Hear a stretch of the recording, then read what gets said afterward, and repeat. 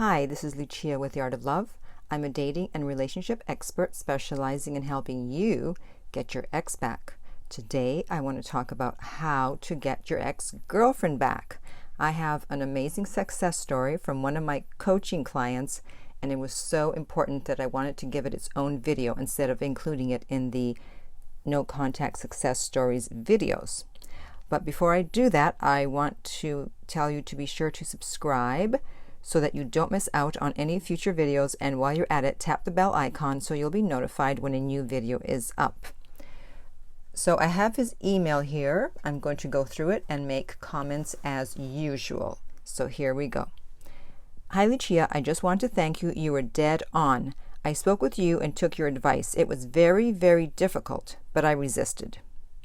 Exactly 10 days later, my phone literally blew up. I mean, fanatically, to the point I did not know what to do because this is not normal to me. So he thought she was gone for good. And I told him, just hang in there, do no contact, and let's wait and see what happens. I had told you that my girlfriend is extremely beautiful and younger than me. She used to having men chase her. Well, let me tell you that, especially as a woman, just because a woman is beautiful and has a lot of men chasing her, it doesn't mean she wants them back. In fact, when you're very attractive, you can afford to be very picky.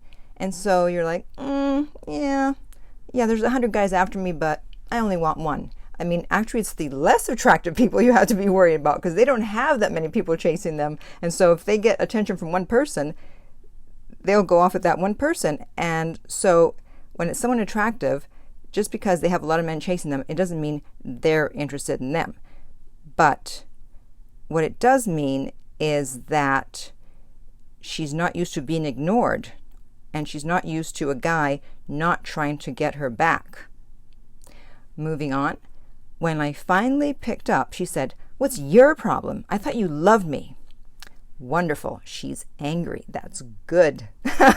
She has an attitude, because people usually comment and go, "My ex is angry," and they're scared. It's like, oh no, my ex is angry. I'll never get them back. No, that's what you want. You don't want your ex to be indifferent. That means they don't care. If they're angry, if they're going to bother to get angry, that means they still care. But the fact that she has an attitude tells me that she used to have the power in the relationship, which I knew from speaking with him, and that he was probably too needy, and that's why she broke up with him, even though initially she had a high interest level in him. And then when she didn't hear from him, she thought, what? He was super interested in me. He was super needy. And now he's not contacting me and he's not picking up when I call. What is going on? And so she thought that she could just push him around as usual. And that's why she started with, "What's your problem? I thought you loved me." Perfect. Okay, moving on. In fact, he says, "I wanted to laugh, but I was just shocked. At that very moment, I thought about everything you had told me." Thank God he remembered what I told him. So real cool, I said, "I'm confused. As you had said to me, I'm 100% sure that I do not want to be with you anymore. I'm completely done and don't even think of coming over here trying to fix this." See, this is why you can't pay attention to people's words most of the time when they are breaking up with you. They will say whatever they want to say, and also because she knew that he was a doormat, she could say whatever she wanted to him because she knew that he would come running back. So she could say to him, "Don't even think about coming over," knowing that he'd probably think about coming over. But he didn't. Instead, he called me, or I called him. So that's why you have to follow the no contact strategy and not your instincts, because your instincts, they will betray you when you are in a fearful state where you fear a loss. So luckily he hung in there and she reached out many, many times. Continuing on, she was silent. I continued, "Well, please explain to me why I would ever go back to you after you told me that. I'm respecting what you said to me, as hurtful as it was." Perfect. So now he's using her words against him, which is great. So when someone breaks up with you and they say something to you and then they try to come back, use their exact words and go, "Well, you told me to never contact you again. You told me to never show up at your door again. So I'm just respecting your wishes." Like, what do you want from me? She then said to me, This isn't normal. But just like that, you're going to just let it go? Boom.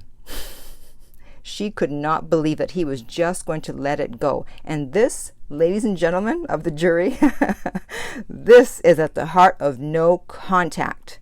Your ex will not believe that you could just let them go without a fight. That is the power of no contact. That is why you have to say okay when someone breaks up with you, then walk away and not contact them. And especially if you had high interest level in them and you were needy, they will not be able to believe that you could, as she says, let it go just like that. But after he spoke to me, he knew that he had to do exactly that. Continuing on, he says, I said, well, wait a minute, I don't get this. Did I break up with you or did you break up with me and leave me? She said she did. And then I said, so if you broke up with me, then why in the world are you asking me why I'm going to just let it go like that? She was speechless. Well, as she should be. I felt like my balls grew as big as coconuts. I don't know what that feels like, but okay. But I was cool and calm, even though deep inside I was crying and my heart was pounding. And I wanted to say, baby, I love you so much. My heart was hurting and waiting for you to call, and you called. Yay! Well, luckily, he didn't say that. Whew. Thank God.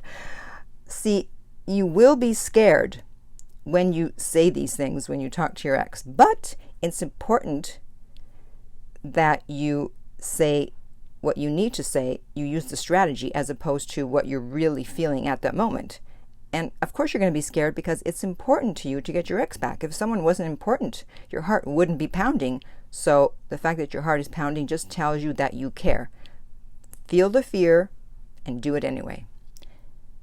Continuing on, we had a long talk. I laid down my expectations regarding all our issues, and she now knows what she has. That's because I told them to not just take her back, but when they did talk about getting back together, to lay down the expectations of how things would be if they were to get back together, because he was letting her get away with a lot of things, and that's why she broke up with him. So I said, don't just say, okay, we're back on. It's like, no. We're going to have a little talk here, and I'm going to tell you what I expect from you if you want me back, because now you are in a powerful negotiating position when they want you back.